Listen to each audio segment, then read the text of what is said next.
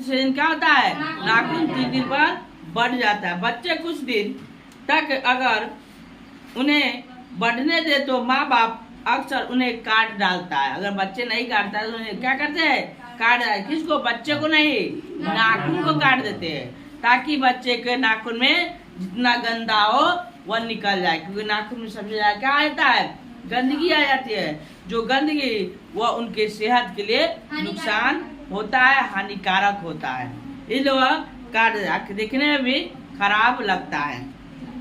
पर कोई नहीं जानता कि ये अभागे नाखून क्यों इस प्रकार बढ़ रहा करते हैं। काट दीजिए, वे चुपचाप डर स्वीकार कर लेंगे।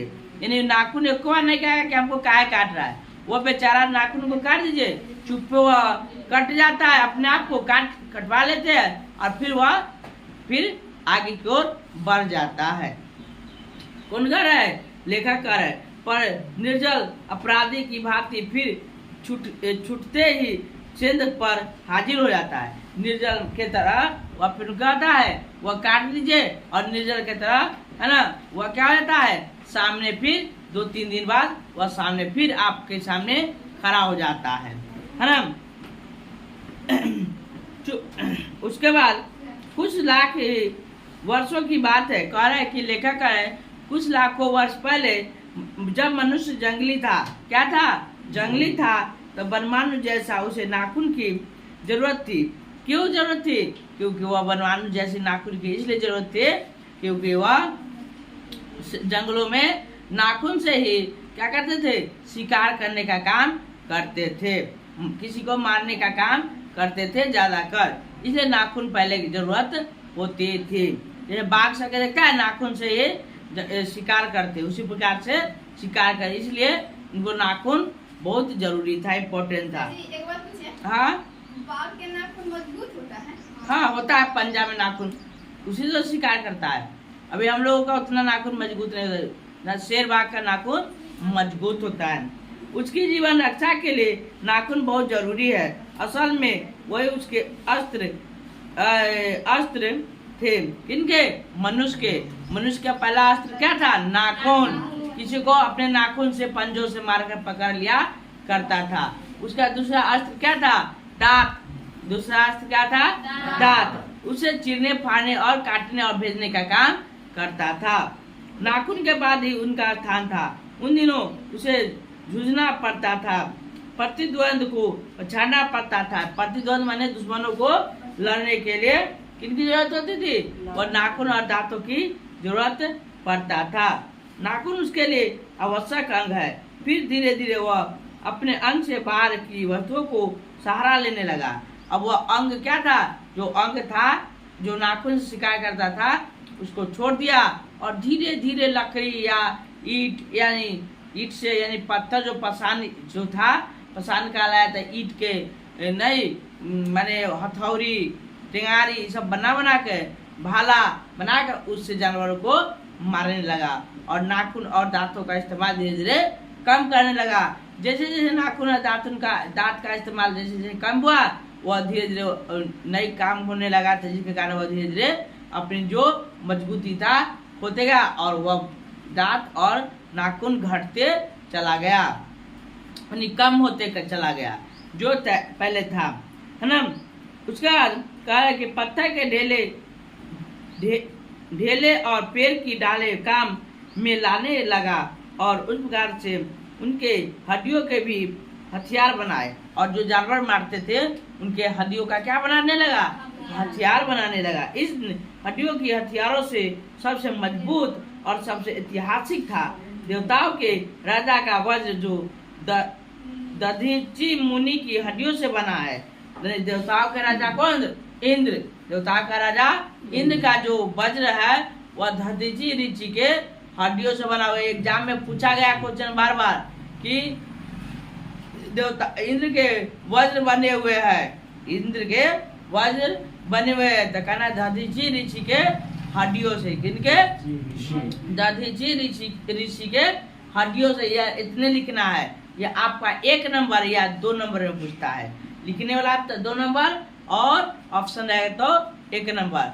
तो याद रखना है, किनके हड्डियों से, दधीचि ऋषि के हड्डियों से इंद्र के वज्र बने हुए। या एग्जाम में पूछ सकता है दधीचि ऋषि के हड्डियों से किनका वज्र बना है, तो कहना इंद्रदेव का। किनका? इंद्रदेव, देवताओं के राजा इंद्रदेव का। ओके, याद हो गया। कहता है जिनके पास लोहे के अस्त्र और शस्त्र से वे विजय हुई, यानी पहले जो था जिनके पास जितना मजबूत ज्यादा था अस्त्र था वह बड़ा माना जाता था।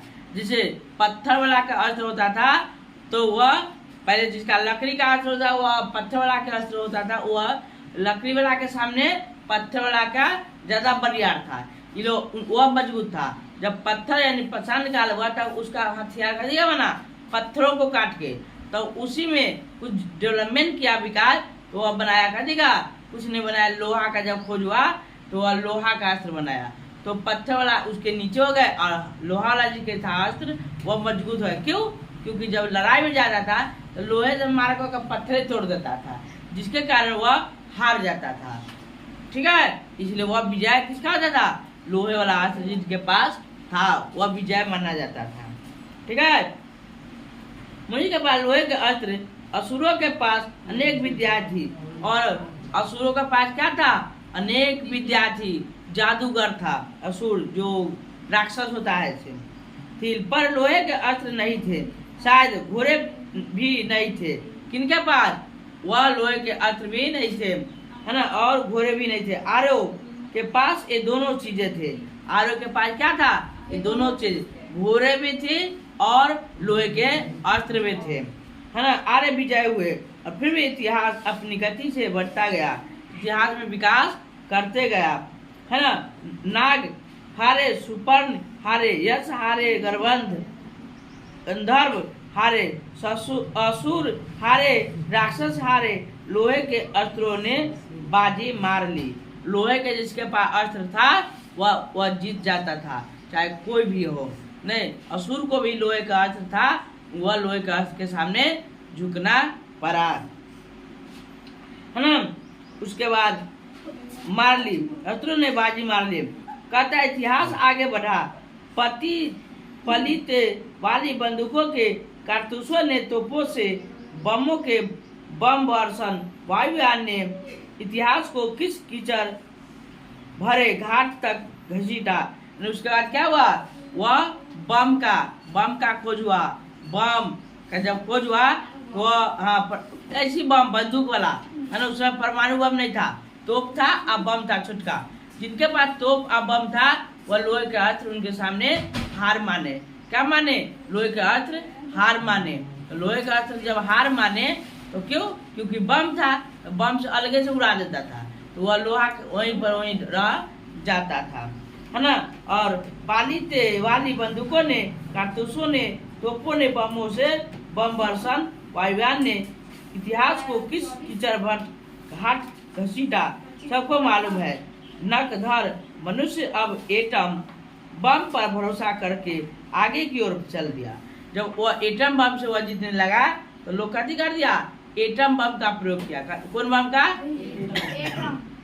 Atom bomb. और जिसके पास एटम बम होता था वही इस विश्व का सबसे महान जो था मालिक, यानी राजा मानते थे। बहुत गर्मी है, क्या हो? तुम्हारे नाखून को भुलाया नहीं जा सकता, तुम वही लाख वर्ष के पहले के नख दंत वाली लंबी जीव हो, पशु के साथ एक ही सतह पर विचार करने वाले और चलने वाले तंत्र विवम। मैं हैरान होकर सोचता हूँ कि मनुष्य आज अपने बच्चों के नाखून न काटते हैं। लोग अभी बच्चों के नाखून नहीं काटते हैं, के लिए डांटते हैं, नहीं काटते हैं। बच्चे नाखून नहीं काटते हैं तो उनके मम्मी पापा क्या करते हैं? उनको डांटते हैं। क्या करते हैं? डांटते हैं, है ना। अब किसी दिन 15 मिनट पर काट देना। किसी दिन कुछ थोड़े लाख वर्ष पूर्व वह अपने बच्चों को नाखून नष्ट करने पर डांटता रहा होगा। हम काट डालता होगा, लेकिन प्रकृति माने प्रकृति ने क्या किया? कि वह अब भी नाखून को जिलाए जा रही है। अब भी नाखून को क्या करते जा रहे हैं? जिलाए जा रहे हैं। और मनुष्य की वह अब भी उसे काटे जा रहे हैं। माने नाखून क्या हो रहा है? जीते जा रहा है, आते रहा है, और मनुष्य उसको काटते जा रहा है। किसको? नाखून को। और नाखून क्या है? थेथर। वो आ जाता है, काट देता है मनुष्य, कहता है तुम यहाँ से नहीं है, तो वो 3 दिन बाद वो थेथराई करके चला आता है। थेथर का कोई हद नहीं होता है ना? वही नाखून है थेथर। हाँ, वो है बहाया थेथर। लेखक वही निकले है, बहाया थेथर का वही ने लेखक लिखा है कि बहाया है नाखून। क्या है? बहाया है, थेथर है। केस होता है ना?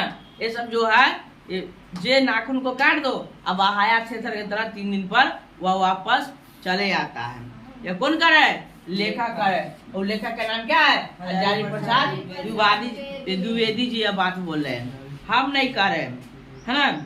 लेकिन प्रकृति है कि वह अब भी नाखून को जिलाए जा रही है, और मनुष्य है कि वह अब भी उसे काट जा रहे। वे कमबख्त रोज बढ़ते हैं क्योंकि वे अंधे हैं। वे क्या है? अंधे नहीं जानते कि मनुष्य को इससे कोटि कोटि गुना शक्तिशाली अस्त्र मिल चुका है। इसको लगता है कि लेखक के अनुसार वह नाखून के क्यों बढ़ते जा रहा है? क्योंकि वो अपने शरीर को रक्षा करने के लिए वो नाखून कह रहा है कि तुम अगर हम नहीं आएंगे तो तुम्हारे शरीर को रक्षा कौन करेगा? लेकिन यह कमबख्त नाखून को पता नहीं कि अब मनुष्य बहुत डेवलपमेंट कर दिया है, बम बारूद मिसाइल निकाल दिया है, जो उनसे बड़े बड़े अस्त्र है, जो नाखून के वे में छीन है ना? लेकिन यह कमबख्त फिर भी आ जाता है। ये बात कौन कह रहा है? यह हजारी प्रसाद द्विवेदी जी कह रहे हैं, है ना? मनुष्य अब नाखून क्यों नहीं चाहता? उसके भीतर बर्बर युग का कोई अवशेष रह जाए यह उसे आश्चर्य है। लेकिन यह भी कैसे कहूँ, नाखून काटने से क्या होता है? मनुष्य की बर्बरता घटती कहाँ है? वह तो बढ़ती ही जा रही है। मनुष्य के इतिहास में हिरोशिमा का हत्याकांड बार बार थोड़े ही हुआ है ना? हिरोशिमा का जो है, वह जो हिरोशिमा पर जो आक्रमण हुआ, बम गिरा था, कौन बम गिरा था? परमाणु बम गिरा था, जिसमें हिरोशिमा पर 6 अगस्त को है, 9 अगस्त के से गिरा था, जिनमें वह हिरोशिमा पर जापान में इतना आदमी को नुकसान हुआ। वहाँ पर अब तक लंगड़ा बहरा बता गया अभी तक पैदा हो रहा है ना? वहाँ पर जन्म हो रहा है, यानी डीएनए पर डायरेक्ट प्रभाव डाल दिया नहीं मनुष्य के। और ये नाखून उनके फिर में क्या है? परमाणु बम के वेद नहीं, कुछ नहीं है ना? एक तुच्छ है। और फिर भी अब यह नाखून थेथर है, वापस चला था अपने शरीर को रक्षा करने के लिए। नाखून का मनुष्य के इतिहास में हिरोशिमा का हत्याकांड बार बार थोड़े ही हुआ। यह तो उसका नवीनतम रूप है। मैं मनुष्य के नाखून की ओर देखता हूँ तो कभी कभी निराश हो जाता हूँ। ये उसकी भयंकर पाशवी वृत्ति के जीवंत प्रतीक है। मनुष्य की पशुता की जितनी बार की काट दो वह मरना नहीं जानती है। ये मनुष्य जो कहता है, इनकी पशुता को जितना बार काट दो वो मरना नहीं जाते। माने मनुष्य के नाखून को कहते मना है लेखक के अनुसार, पशु माना है। क्यों? क्योंकि पशु के देखा है नाखून होते बड़े बड़े, और हम लोग जब नाखून बढ़ जाता है तो तुम लोग हम लोग क्या कहते हैं, पापा मम्मी ये देखो पशु के तरह जानवर के तरह नाखून बड़का बड़का उभर रहे हैं। इसलिए लेखन ने भी हजारी द्विवेदी जी ने वह मनुष्य को जो है पशुता के समान माना गया, यह पशुता के समान है। पशुता की जितनी बार काट दो वह मरना नहीं जानती। कुछ हजार साल पहले मनुष्य ने नाखून को सुकुमार विनोदों के लिए प्रयोग में लाना शुरू किया था, और वात्स्यायन